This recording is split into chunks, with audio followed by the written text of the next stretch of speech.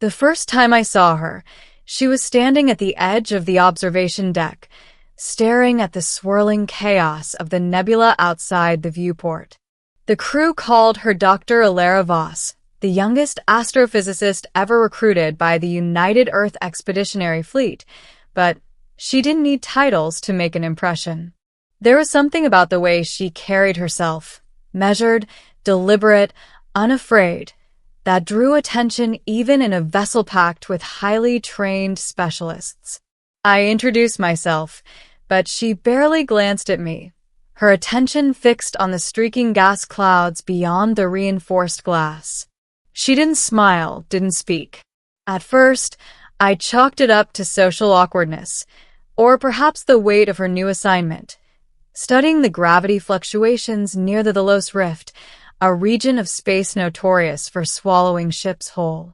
But over the next few days, I realized her silence was deliberate. Weeks passed.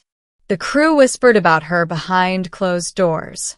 Some called her enigmatic, others, less politely, cold. I, however, was fascinated. She worked tirelessly in the labs, running simulations, adjusting instruments, taking notes no one else could decipher. Her brilliance was undeniable, but it came wrapped in a shroud of mystery. Then came the day that changed everything.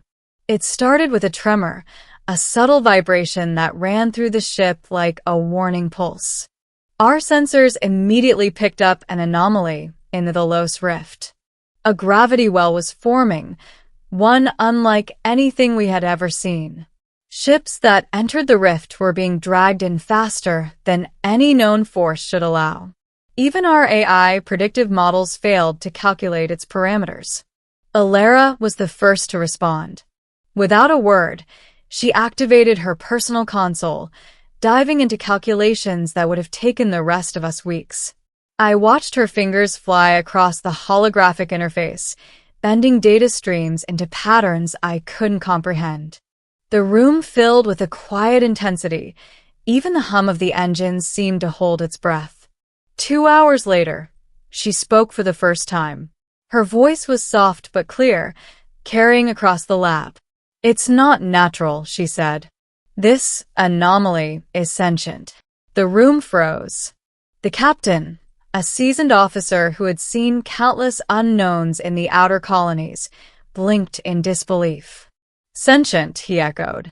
"Gravity alive?" Alara nodded, though her expression remained calm. "Not alive as we understand it.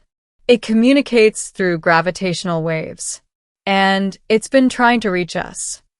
The revelation sent shockwaves through the crew. A living gravitational entity? Impossible. Yet the data spoke for itself. The patterns were consistent, deliberate, and intelligent.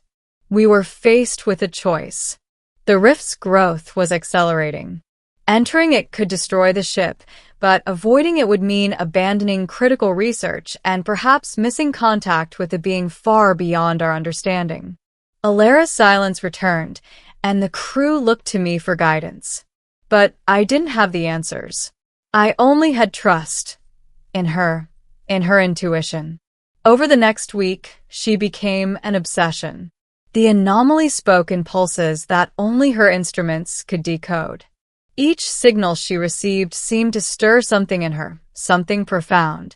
She would sit for hours, eyes closed, whispering numbers and equations under her breath, piecing together a language we couldn't hear. During this time, the rift grew unstable. Instruments began failing. Crew morale plummeted. Some wanted to abandon the mission. Others suggested preemptive destruction. But Alara never wavered. Her quiet determination was magnetic, pulling even the most skeptical officers into her orbit. Then, after 3 long weeks of silence, she gathered us in the observation deck. Her eyes, usually so guarded, burned with an intensity one had never seen. She stood at the center, and for the first time, she spoke to all of us directly. "I've understood it," she said. "It's been observing us, learning, adapting. And it is afraid. A murmur ran through the room. Afraid? How could a force that could tear entire star systems apart feel fear? Alara continued. It perceives us as threats, but not because we are hostile. It sees our curiosity, our uncertainty, and it doesn't understand our intentions. We have the power to destroy it or to communicate. She paused, letting her words settle. Then she outlined a plan, one so audacious it seemed suicidal at first. Using the ship's main graviton emitter, she intended to send a pulse back into the rift, a message of peace, encoded in mathematical sequences derived from human emotions: hope, empathy, trust. The skeptics were vocal. The captain questioned her judgment. The engineers argued it would fry the entire system. But Alara's quiet authority left no room for debate. If anyone could succeed, it was her. I stayed by her side as she prepared the sequence. Watching her work, I realized something crucial. Her silence had not been emptiness. It had been preparation. She had been listening, observing, understanding, waiting for the right moment to speak and to act. When the pulse was ready, she initiated the sequence. The ship trembled as the graviton beams shot into the rift. The nebula outside shimmered, twisting and writhing as though it were alive. And in a way, it was. The reading spiked, systems overloaded, and for a moment, I feared the ship would be torn apart. Then, silence. Not the emptiness of nothing, but a calm, resonant stillness. The rift seemed to breathe, contracting and expanding in a rhythm that matched our own. And then came the response, waves of gravity that translated into vibrations, patterns that our instruments finally interpreted. It was a message, a greeting, a recognition, a statement of understanding. Alara turned to us, her eyes glistening. It understands us, she whispered. We are not enemies. We can coexist. The crew erupted in stunned applause, but I remained silent, overwhelmed by the enormity of what we had just witnessed. Weeks of tension, fear, and uncertainty had been broken by her words, her courage, her insight. In the following days, we established a tenuous communication with the entity. It revealed itself not as a creature in the traditional sense, but as a network of consciousness spread across the gravitational field of the rift. It had witnessed countless civilizations rise and fall, had observed the universe's violent patterns, and now, for the first time, it had met beings who approached it with understanding rather than fear.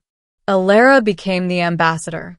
She spoke for humanity, translating our intentions into signals the entity could comprehend.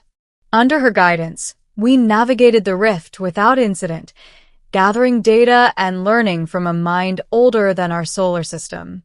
Through it all, I watched her, realizing the depth of her gift. Her silence had not been withdrawal but strategy, her words not mere communication but the bridge between two forms of life separated by the laws of physics itself. Weeks later, as we prepared to leave the rift, the entity sent a parting message, a gravitational signature that resonated in our very bones. You are worthy. Continue. Alara finally smiled, a small, genuine curve of her lips. It was a smile that had been waiting for this moment, and in it, the entire crew saw the proof of her brilliance. The universe had tested us, and we had survived not through firepower or dominance, but through understanding. And it was Alara, her patience, her intellect, her courage, who had changed everything. As the stars stretched into streaks of light beyond the observation deck, I realized something profound. Humanity's place in the cosmos would not be won by conquest or technology alone. It would be won by empathy, by insight, by the quiet, deliberate brilliance of minds willing to speak, and sometimes to remain silent until the universe was ready to listen. Alara turned to me, her eyes reflecting the swirling nebula, and for the first time in weeks, she spoke directly to me. "Never underestimate the power of a single voice," she said softly, "even if it takes weeks to be heard." Her words echoed in my mind long after the ship had left the rift. Weeks of silence had led to a single, perfect moment of clarity. And in that moment, everything changed, not just for us, but for humanity itself. The weeks following our first contact with the rift entity were unlike anything I, or any of us, had experienced. The creature, if it could even be called that, revealed fragments of knowledge far beyond human understanding: star formation cycles, gravitational anomalies, and civilizations that had risen and fallen long before Earth even existed. It had watched countless species attempt communication, only to destroy themselves out of fear or misunderstanding. And now, for the first time, it had met humans willing to approach it with empathy rather than dominance. Alara became our conduit. She spent hours translating the entity's gravitational pulses into mathematical sequences we could comprehend. She would stand alone on the observation deck, eyes closed, absorbing waves of energy that would have incapacitated any ordinary human. And through it all, she remained calm, patient, and deliberate. I often asked her how she managed it, how she could maintain such poise under pressures that would have shattered the strongest minds. Her answer was always the same: silence. She said little, but her presence carried reassurance. She taught us that listening, even when the universe itself seems deaf, is sometimes the most courageous act a person can perform. One day, the rift's signals grew agitated. A surge of gravitational energy rocked the ship, throwing consoles into chaos. The entity's responses had become irregular, almost panicked. We feared we had miscommunicated, that our presence, or our failure to act quickly enough, might provoke catastrophe. Alara didn't panic. She walked calmly to the central console, her hands moving with precision and purpose. The crew watched in awe as she decoded the entity's fear. The rift was unstable. A natural event, a nearby supernova, was about to interact with its gravitational field, potentially annihilating it. And it was calling to us for help. Without hesitation, she formulated a plan. Using the ship's graviton emitters in combination with the rift's own oscillating frequencies, she would stabilize the anomaly long enough to prevent its destruction. It was a maneuver that required precise timing, intuition, and trust, qualities that seemed to flow effortlessly from her. The countdown began. The crew was tense, every hand poised for emergency procedures. I stood beside Alara, sharing her calm despite the adrenaline rushing through me. As the emitters fired, the ship shuddered violently. Lights flickered, and the floor beneath us vibrated in harmony with the rift's pulses. The entity's presence became palpable, a weight in the air, and I felt its awareness focusing on us, trusting us in a way no human, or human-made AI, had ever experienced. Minutes stretched like hours. Then, as the final sequence completed, the rift stilled. The gravitational surges ceased, leaving only a gentle, undulating rhythm. The ship's alarms fell silent. And then, from the rift, came a message, a resonance that seemed to echo in our very bones. "You are worthy. Continue." The crew erupted into cheers and applause, but Alara didn't move. She stood there, absorbing the moment with quiet grace, as if she already knew the outcome. Her eyes, shining with unshed tears, reflected the nebula beyond the viewport. In that moment, I realized something profound. Humanity's power did not lie in our weapons, our technology, or our fleets. It lay in our capacity for empathy, for understanding, and for courage in the face of the unknown. And Alara, through weeks of silence and careful observation, had shown us the ultimate lesson, that one person's insight, one voice spoken at the right time, can change the course of history. In the following days, we established a lasting connection with the Rift entity. It shared knowledge that would revolutionize space travel, energy generation, and even our understanding of consciousness itself. And through it all, Alara remained the bridge, translating its complex gravitational language into something we could comprehend. The crew often asked her if she felt the weight of responsibility. She would only smile faintly and shake her head, reminding us again that sometimes the universe required patience more than action. Before we left the Delos Rift for good, Alara stood on the observation deck one last time. The nebula shimmered with hues we had never seen before, a living tapestry of light and gravity. She turned to me, her gaze steady and unwavering. "Never forget," she said softly, "that the universe listens to those who are willing to understand, even if it takes weeks to be heard." I nodded, knowing that her words were not just advice, they were a revelation.